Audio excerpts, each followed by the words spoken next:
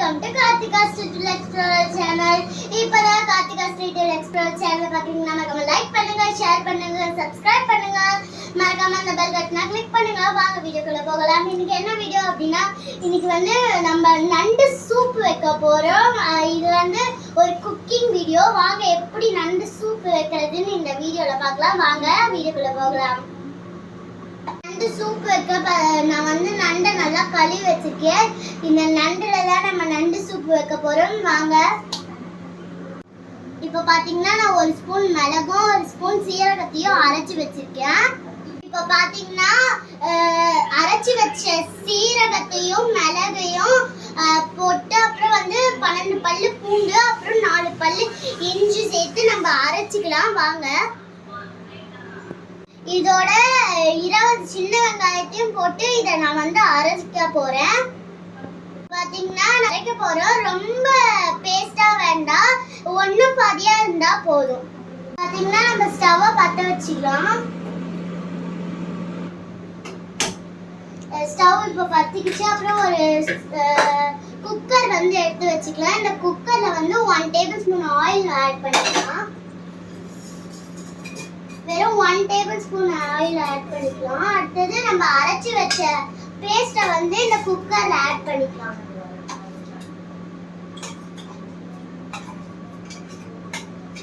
இப்போ பாத்தீங்கன்னா பச்சை வாசனை போற வரைக்கும் கொஞ்சம் நல்லா வதக்கி வச்சுக்கலாம். இது நல்லா பச்சை வாசனை போனோடனே நம்ம நல்லா ஆட் பண்ணிக்கலாம். இப்போ பாத்தீங்கன்னா நம்ம நண்டை கொட்டியாச்சு. இந்த மசாலா நல்லா படுற மாதிரி நம்ம நல்லா கலரிக்கலாம். இங்க பாருங்க, ஃபுல்லா இந்த மசாலா எல்லாம் நண்டுல ஊறினால நல்லா டேஸ்ட் கிடைக்கும். பாருங்க, நல்லா நம்ம கலரி விட்டுக்கலாம். பாத்தீங்கன்னா நம்ம தக்காளியை நல்லா புழிஞ்சு விட்டுக்கலாம். நான் வந்து 2 தக்காளி எடுத்துருக்கேன். ஏன்னா சின்னதா இருக்கு. உங்க வீட்டுல பெரிய தக்காளி இருந்தா 1 தக்காளி போதும். இப்ப நல்லா நம்ம புழிஞ்சு விட்டுக்கலாம். இப்போ 1 தக்காளி நம்ம நல்லா புழிஞ்சாச்சு. இன்னொரு தக்காளியும் நல்லா புழிஞ்சு விட்டுக்கலாம்.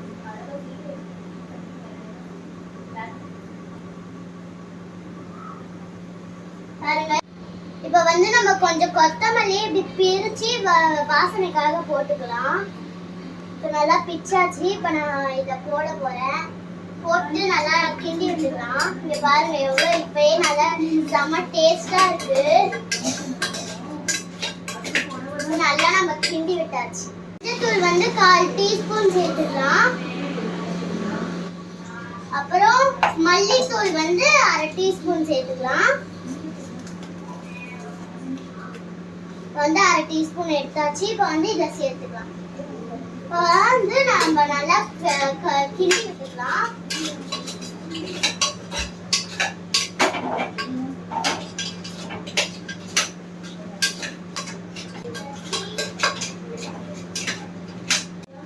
இப்போ பாத்தீங்கன்னா சூப்புக்கு தேவையான தண்ணி ஊத்திக்கலாம்.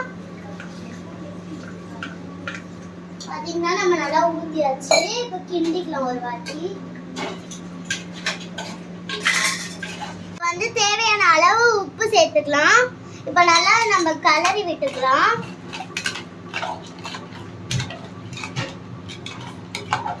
இப்போ நல்லா கலரி விட்டாச்சு. அடுத்தது கொஞ்சம் கருவேப்பிலை சேர்த்துக்கலாம். நான் வந்து கருவேப்பிலை இவ்வளோ எடுத்து வச்சிருக்கேன். இந்த கருவேப்பிலையை நம்ம போட்டுடலாம். இப்போ இன்னொரு வாட்டி இதை கலக்கிக்கலாம். இப்போ வந்து குக்கரை மூடிக்கலாம். 2 விசில் வர வரைக்கும் நம்ம வெயிட் பண்ணலாம். வாங்க. இப்போ பாத்தீங்கன்னா 2 விசில் வந்துச்சு. இப்போ நம்ம ஸ்டவ் ஆஃப் பண்ணிட்டு நம்ம வந்து சூப்பை இறக்கிடலாம்.